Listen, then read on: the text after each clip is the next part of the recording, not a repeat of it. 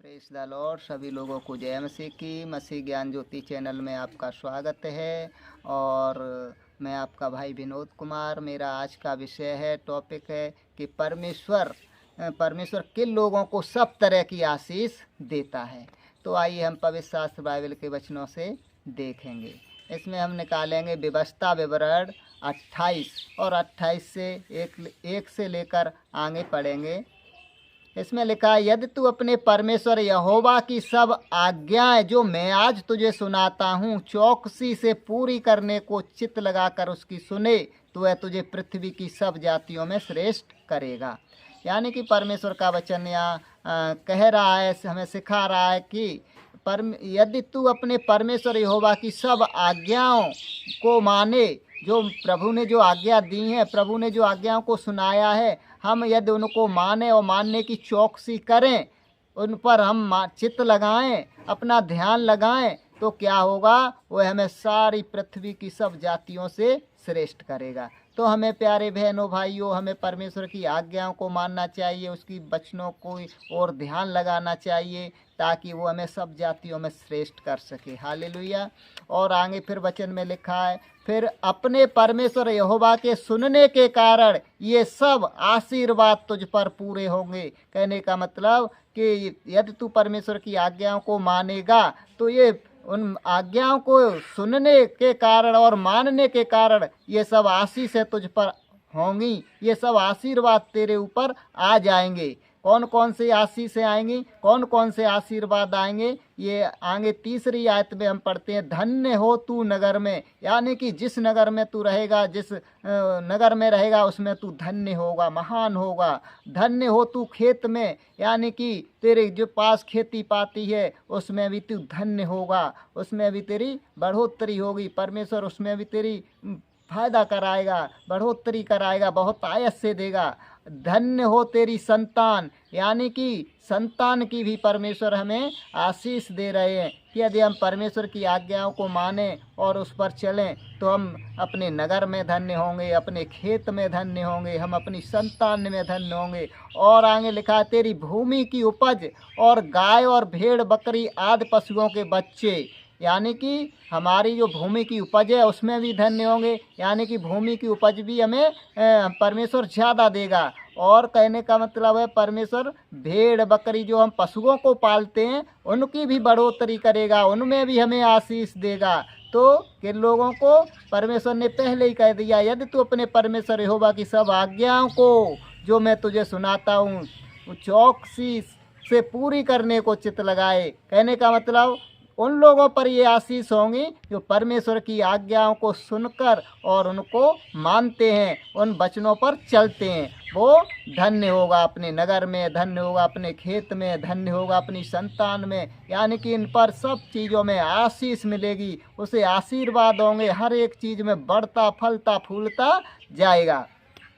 धन्य हो तू भीतर आते समय, धन्य हो तू बाहर जाते समय। हम अपने घर में भी होंगे, भीतर आते होंगे तब भी हम धन्य होंगे, हमारे पास परमेश्वर होगा, हमें कोई हानि नहीं होगी। और धन्य तू बाहर जाते समय, हम बाहर जाएंगे तब भी परमेश्वर हमारे साथ होगा और हमें कोई परेशानी हमारे ऊपर नहीं आने देगा, कोई विपत्ति नहीं आने देगा, कोई भी समस्या नहीं आने देगा, क्योंकि वो हमारे साथ होगा। हम क्यों साथ होगा? क्योंकि हम उसकी आज्ञा और वचनों को मान रहे हैं। तो जो लोग परमेश्वर के आज्ञा वचनों को मानते हैं उन पर सब तरह की ये आशीषें होती हैं, सब चीज़ों में, खेत में, बच्चों में, खेती की उपज में, पशुओं में, सब में क्या होते हैं? बढ़ते जाते हैं, फलते फूलते जाते हैं, क्योंकि वो परमेश्वर की आज्ञाओं को मान रहे हैं। तो परमेश्वर उन्हें बहुतायत से बढ़ाता जाता है अपनी आशीषों के द्वारा। हालेलुया।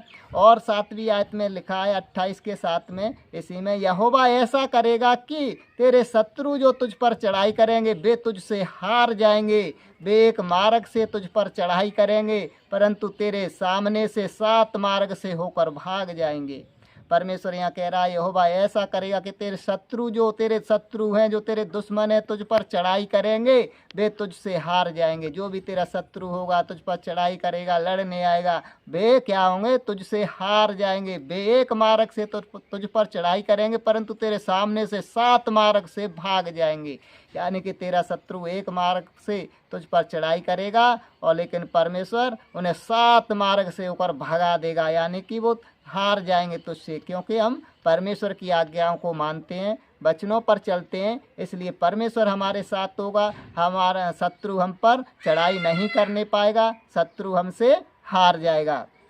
8वीं आयत में लिखा है, तेरे खत्तों पर और जितने कामों में तू हाथ लगाएगा, उन सबों पर यहोवा आशीष देगा। यानी कि तेरे खत्तों पर, जो तेरे खत्तों पहले जो भंडार भरते थे, अनाजों के गोदाम होते थे, उनको खत्ता कहते थे, और जितने कामों में तू हाथ लगाएगा, परमेश्वर कहता तेरे खत्तों में, तेरे भंडारों पर, और जितने भी कामों में, जितने भी काम तू अपने हाथों से करेगा, उन सभी में परमेश्वर तुझे आशीष देगा। तो परमेश्वर देखो हमारे खत्तों पर, हमारे जो अनाज गोदाम होते हैं, उन पर आशीष देगा, और जितने भी काम हम अपने हाथों से शुरुआत करेंगे, उन सब पर हमें आशीष देगा। यानी कि वो काम सब सफल होते जाएंगे, वो काम सब बनते जाएंगे। तो परमेश्वर हमें कितनी आशीष दे रहा है। लेकिन किन लोगों को? जो परमेश्वर की आज्ञा और वचनों को मानते हैं और उनकी आज्ञा वचनों पर चलते हैं। तो परमेश्वर हमें आशीष देने वाला परमेश्वर है, बशर्ते कि हम उसकी आज्ञा वचनों को माने और चलें।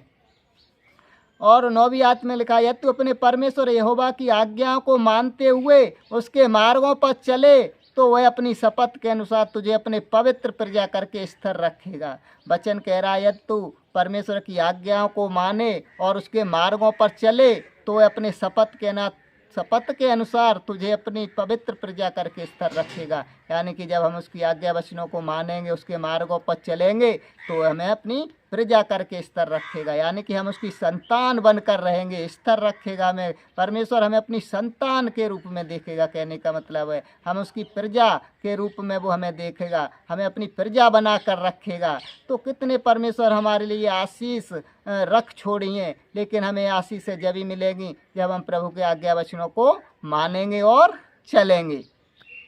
और इसके बारे और पृथ्वी के और आगे लिखा, और पृथ्वी के देश देश के सब लोग यह देख कर कि तू यहोवा का कहलाता है, तुझसे डर जाएंगे।